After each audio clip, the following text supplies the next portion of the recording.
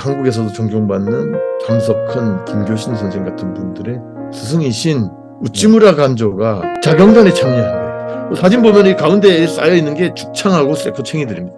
그걸 들고 올려다니면서 조선이다, 그리고 말이 어눌한 사투리 쓰는 시골에서 온 애들 다 잡아 찔러 죽이는 거예요. 그런 활동을 하는 자경단 활동에, 물론 학살 행위에 직접 참가했는지 모르겠지만 이 자경단 행위에 거의 2달 내내 참여를 합니다. 대지진이라고 하는 이 미중의 사건에 대해서도 하나님의 섭리, 심지어는 하나님의 은혜의 심판, 대개조를 위해 하나님이 지진과 불을 통해 실행하고 계십니다. 아리시마라는 제자가 불륜을 하다 걸려요. 비난을 막 받으니까 목을 메고 자살을 합니다. 불륜하고 이렇게 한 게 그거로 인해서 도덕이 땅에 떨어진 것이 이 재해보다 더 큰 재해다. 그러면서 수십만 명이 희생되어서 수천만 명의 영혼이 구원될 수 있다면 그 희생은 결코 과대한 게 아니다. 이후에 몇 달 뒤에 재개된 성서학당에 김교신이나 함석헌 등이 오는데 단 한 번도 이 자신의 자경단 참여 활동에 대해서 이런 방법 없었다는 점. 제가 소개하는 분이 이 함석헌입니다. 간도 지진을 겪으면서 국가에서 날조된 유언비어에 놀아나는 자경단 민중들의 모습을 보면서 함석헌은 깨달은 거죠. 생각하는 백성이라야 산다라는 말을 하면서 민중을 일깨우며 살아야겠다. 저항인으로서의 출발점이 간도 지진이었다, 이렇게 볼 수 있겠습니다.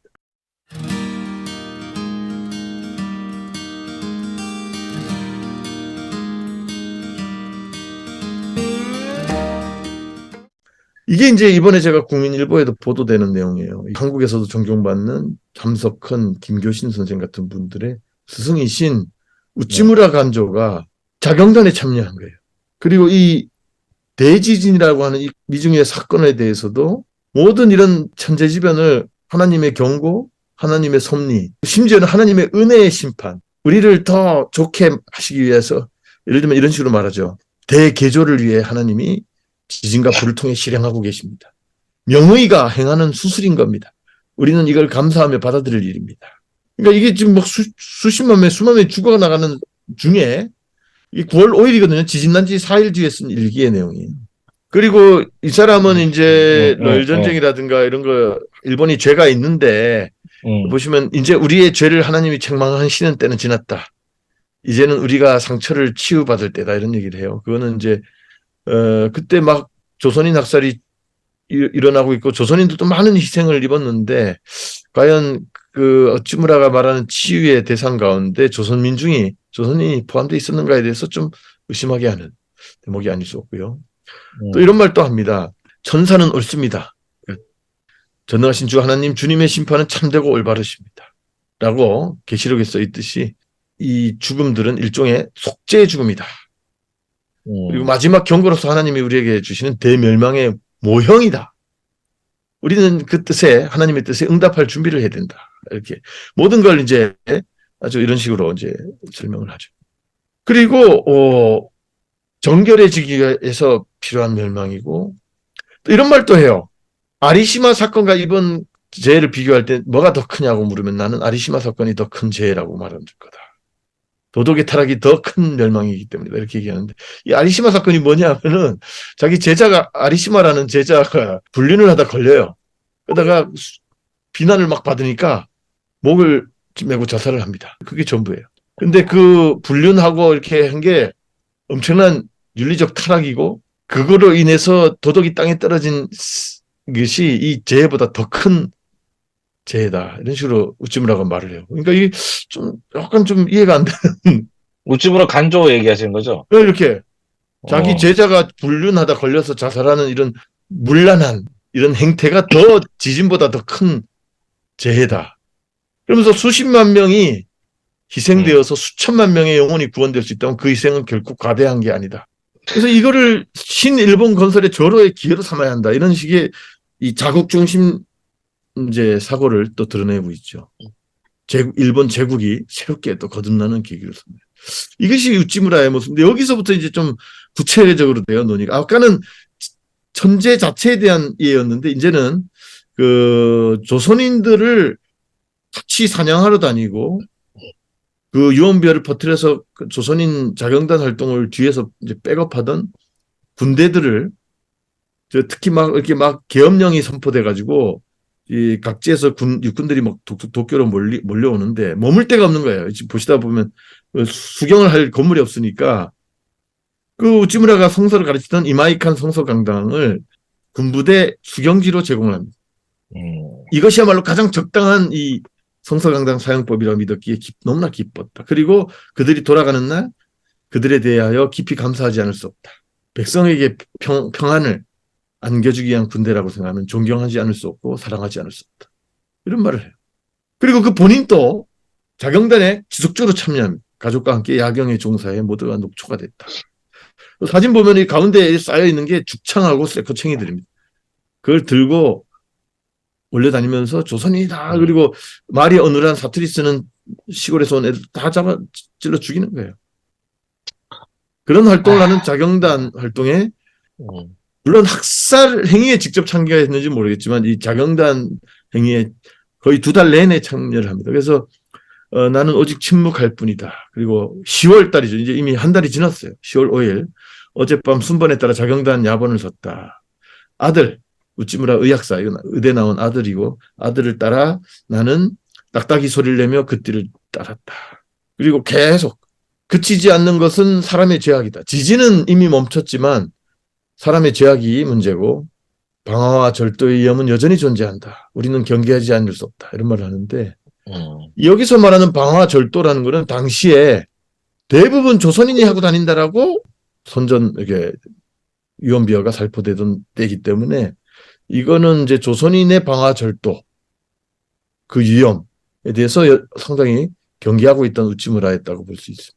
그래서 이 아주 평화주의 사상가고 비전론자였던 우찌무라가 이 비상한 상황에서는 자기 가족과 자신의 안위만을 생각하면서 자경단에 이렇게 참가하고 군대와 경찰을 적극 신뢰하고 존경하고 사랑하고 그 이후의 그 행보가 더 문제예요. 그 이후에 몇 달 뒤에 재개된 성서 학당에 김교신이나 함석헌 등이 오는데 단 한 번 또 이 자신의 자경단 참여 활동에 대해서 이런 번거 없었다는 점. 그걸 이제 일본의 대표적 기독교 문학가로서 유명한 아쿠타카 류노스케의 행보와 좀 비교가 돼요. 아쿠타카 같은 경우는 처음에 혼란 상황에서 자경단에 어쩌다 참여를 해요.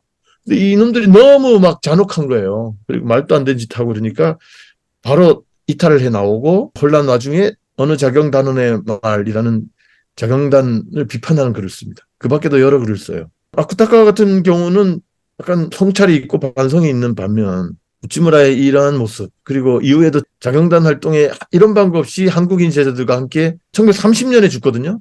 딱 7년을 더 사는데 그 7년 동안 한 번도 이 문제를 언급하지 않은 우찌무라를 어떻게 봐야 할 것인가에 대한 과제가 이번에 좀 있습니다. 제가 소개하는 분이 이 함석헌입니다. 이분은 도쿄 고등사범학교 재학 중에 일을 당했는데 김교신도 마찬가지. 물론 죽음의 위협 속에서 숨어 있었어요. 적극적으로 막 저항하고 막 의병처럼 막 싸우고 다닌 건 아닙니다만은 1983년 간또 지진 60주년 강연 때 이런 말씀하세요. 정말 끔찍한 일이었습니다. 인진이었습니다. 천재가 아니라 심재였습니다. 인간의 마음으로 비롯된 재난이었습니다. 인간성이 흔들리고 심리가 어지러워진 겁니다. 그때도 저는 벌써 2개의 일본을 느꼈습니다. 민중으로서의 일본과 대일본 제국으로서의 일본. 민중은 죄가 없습니다. 다만 민중을 그렇게 몰아가는 정치가라는 도둑들의 손에서 놀아나는 국가라는 것이 문제입니다. 이런 말씀을 이제 하세요. 그때부터 이제 간또 지진을 겪으면서 국가에서 날조된 유언비어에 놀아나는 자경단 민중들의 모습을 보면서 함석헌은 깨달은 거죠. 아, 생각하는 백성이라야 산다라는 말을 하면서 민중을 일깨우며 살아야겠다. 저 국가라고 하는 도둑놈들로부터 민중을 떨쳐 떼내야겠다. 그 평생의 저항가로서 살아가게 되는 저항 에너지를 함석헌이라고 하는 사실은 동경제국대학에 떨어지고 갈 자격이 안 돼서 고등사범학교에 들어가는 걸 처음에 되게 싫어했대요. 하지만 이 사건을 겪으면서 민중을 일깨우며 국가 권력에 저항하며 살아야겠다라고 결심하는 하나의 저항인으로서의 출발점이 간또 지진이었다. 이렇게 볼 수 있겠습니다. 그래서 이런 말을 하십니다.